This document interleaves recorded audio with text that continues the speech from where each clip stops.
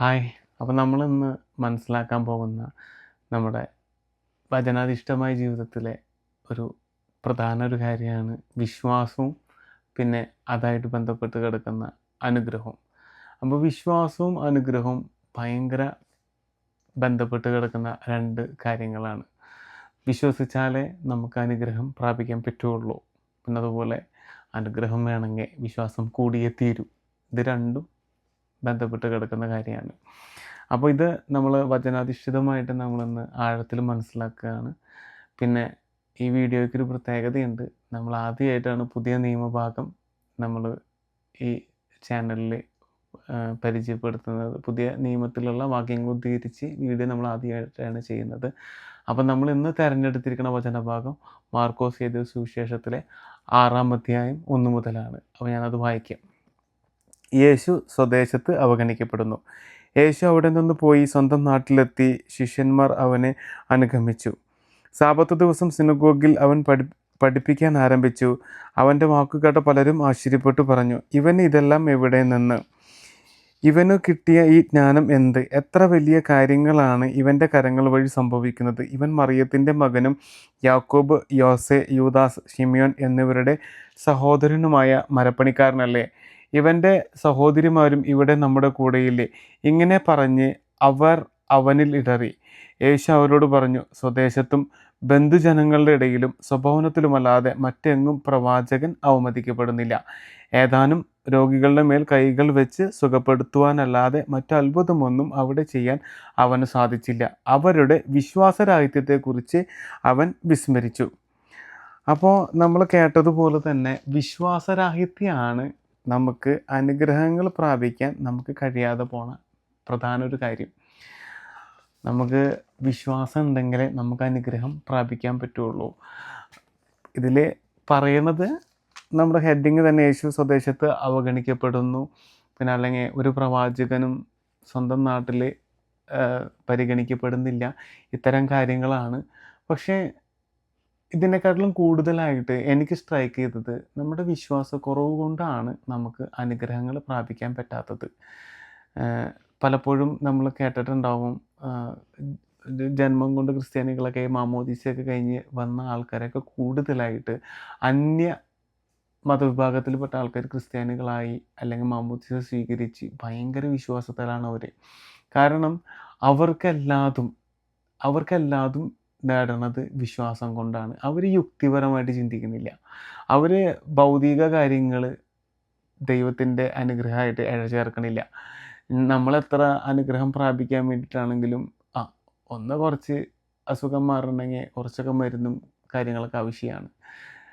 അങ്ങനെയൊക്കെ നമ്മൾ ചിന്തിക്കും. പക്ഷേ പൂർണ്ണമായിട്ട് യേശുവിൽ വിശ്വാസം അർപ്പിക്കുന്ന ആൾക്കാർ എല്ലാം മറന്നിട്ട് ദൈവത്തെ വിശ്വസിക്കുമ്പോൾ അവർക്ക് ഈ പറയുന്ന ഒരു സംശയങ്ങളോ യുക്തിപരമായിട്ടുള്ള ചിന്തകളോ അവരുടെ ജീവിതത്തിലില്ല. അവർ ഡയറക്റ്റായിട്ട് യേശുവിനെയും പരിശുദ്ധാത്മാവിനെയും പരമപിതാവിനെയും ആണ് അവരാഗ്രഹിക്കുന്നത്.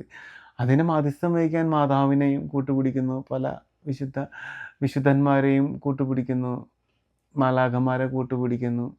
അപ്പോൾ നമുക്ക് അനുഗ്രഹം പ്രാപിക്കാൻ അവർക്ക് വിശ്വാസമുണ്ട്, പൂർണ്ണമായിട്ടുള്ള വിശ്വാസമുണ്ട്.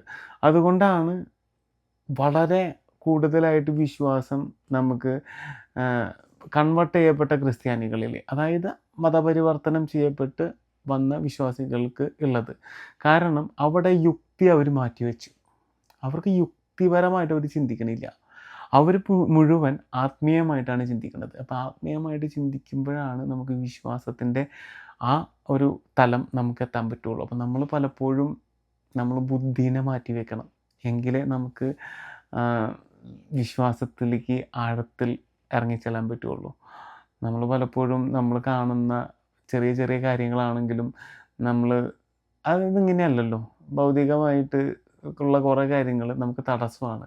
കാരണം മരുന്ന് കഴിക്കണം, നല്ലൊരു അസുഖം വന്ന് നമ്മൾ മരുന്ന് കഴിക്കണം, നമ്മൾ വചനം പറഞ്ഞ് മാത്രം പ്രാർത്ഥിക്കുക, അതുണ്ട്.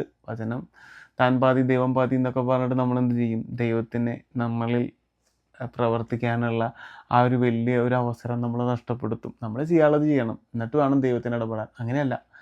നമ്മളെ പൂർണ്ണമായി ദൈവത്തിന് വിട്ടുകൊടുത്ത് നോക്കി, ദൈവം എങ്ങനെയാണ് നമ്മൾ അനുഗ്രഹിക്കാൻ നമുക്കറിയില്ല. മരുന്നും ലേപനങ്ങളൊന്നും വേണ്ടാന്നല്ല പറയുന്നത്.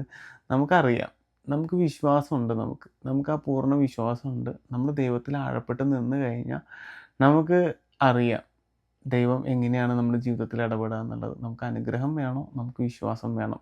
വിശ്വാസമില്ലാതെ അനുഗ്രഹം പ്രാപിക്കാൻ വേണ്ടിയിട്ട് ഒരാൾക്കും കഴിയില്ല. നമുക്കുണ്ട്. അതുകൊണ്ടാണ് നമ്മുടെ വിശ്വാസത്തിനനുസരിച്ചിട്ടാണ് നമുക്ക് 30 മേനിയാണോ 60 മേനിയാണോ 100 മേനിയാണോ നമ്മളിൽ വിളവുണ്ടാവുക എന്ന് നമ്മൾ അതനുസരിച്ചിരിക്കും. കുറച്ച് വിശ്വാസം ഉള്ളൂ എന്നുണ്ടെങ്കിൽ നമ്മൾ കുറച്ചൊക്കെ അനുഗ്രഹിക്കപ്പെടുകയുള്ളൂ. കൂടുതൽ വിശ്വാസമുണ്ടോ, നമ്മൾ കൂടുതൽ വചനം നമ്മളിൽ നമ്മുടെ ഹൃദയ വയലുകൾ നമ്മൾ പൂർണ്ണമായി ഒരുക്കി കഴിഞ്ഞാൽ നമുക്ക് 100 മേനിയും നമ്മളിൽ നിന്ന് വിളവുണ്ടാവും.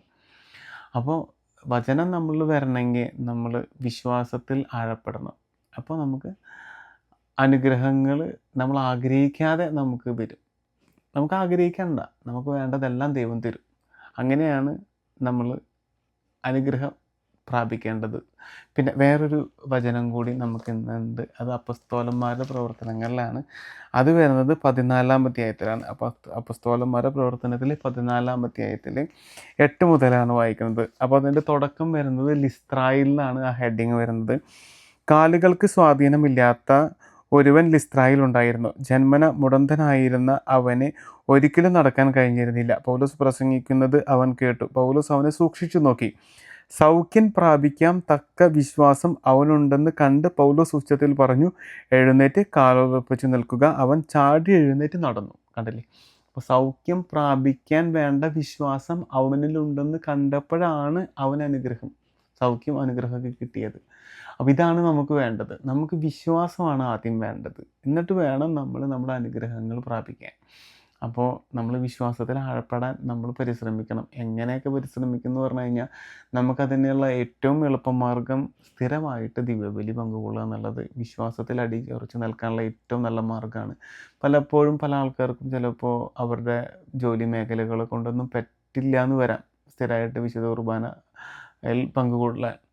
അപ്പോൾ പിന്നെ നമുക്ക് ചെയ്യാവുന്ന ഒരു കാര്യം സ്ഥിരമായിട്ട് ബൈബിൾ വായിക്കുക എന്നുള്ളതാണ്. നമ്മൾ സ്ഥിരമായിട്ട് ബൈബിൾ വായിക്കുക. വചനം നമ്മളെന്നും നമ്മൾ വചനത്തിൽ അധിഷ്ഠിതമായിട്ട് നമ്മൾ നിലനിൽക്കണമെങ്കിൽ ബൈബിൾ വായിക്കുക.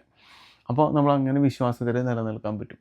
പിന്നെ നമുക്കൊരു കാര്യം, പ്രായമായി നമുക്ക് വിശ്വാസം ഉണ്ട്, വിശ്വാസം വർദ്ധിക്കണം, അല്ലെങ്കിൽ വിശ്വാസത്തിൽ നിലനിൽക്കണം, നമുക്ക് വചനം വായിക്കാൻ അല്ലെങ്കിൽ കണ്ണ് കാണാനോ അല്ലെങ്കിൽ അങ്ങനെയൊന്നും നമുക്ക് പറ്റുന്നില്ല, അല്ലെങ്കിൽ രോഗങ്ങളാണ്, നമുക്ക് അത്ര നേരം ഇരിക്കാൻ പറ്റുന്നില്ല, നമുക്ക് വചനം കേൾക്കാൻ പറ്റും. ഇപ്പോൾ ഒരുപാട് ഈ മൾട്ടിമീഡിയ അതുപോലത്തെ കുറേ ഈ ഉപയോഗങ്ങളുണ്ടല്ലോ, അതായത് സോഷ്യൽ മീഡിയ ഇതുവഴി എല്ലാതും നല്ല രീതിയിൽ വചനങ്ങൾ ആൾക്കാർ നമുക്ക് തരുന്നുണ്ട് സ്ഥിരമായിട്ട്. അല്ലെങ്കിൽ മുഴുവൻ ബൈബിള് ഓഡിയോ രൂപത്തിലുണ്ട്. അപ്പോൾ ഇതൊക്കെ നമുക്ക് കേൾക്കാൻ പറ്റും. അപ്പോൾ എങ്ങനെയാണെങ്കിലും നമ്മൾ വിശ്വാസത്തിന് നിലനിൽക്കണമെങ്കിൽ നമുക്ക് വചനം വേണം. പിന്നെ നമ്മൾ കഴിയുന്ന എല്ലാ സമയങ്ങളിലും നമ്മൾ വിശുദ്ധ കുർബാനയ്ക്ക് പങ്കെടുക്കണം. അങ്ങനെയാണെങ്കിൽ നമുക്ക് വിശ്വാസത്തിൽ ആഴത്തിൽ നമ്മൾ ബലപ്പെട്ട് നിൽക്കാൻ പറ്റും. ഒപ്പം തന്നെ നമുക്ക് അനുഗ്രഹം പ്രാപിക്കാൻ പറ്റും. അപ്പോൾ പുതിയ നിയമത്തിൻ്റെ തുടക്കം എന്നുള്ള രീതിയിൽ ഇതൊരു വലിയൊരു കാര്യമാണ്. നമ്മൾ വിശ്വസിച്ച് നമ്മൾ നിൽക്കുക. അപ്പോൾ നമ്മൾ അനുഗ്രഹം പ്രാപിക്കാൻ നമുക്ക് പറ്റും. അപ്പോൾ എല്ലാവർക്കും നല്ലൊരു ദിവസം ആശംസിക്കുന്നു. ഈശോമിശിഹായ്ക്ക് സ്തുതിയായിരിക്കട്ടെ. അപ്പം നമ്മൾ കേട്ട വചനഭാഗം നമ്മൾ ഹൃദയത്തിൽ ആഴത്തിൽ നമ്മൾ ഉൾക്കൊള്ളുക. ആമേൻ. ദൈവം നമ്മളെ സമൃദ്ധമായി അനുഗ്രഹിക്കട്ടെ.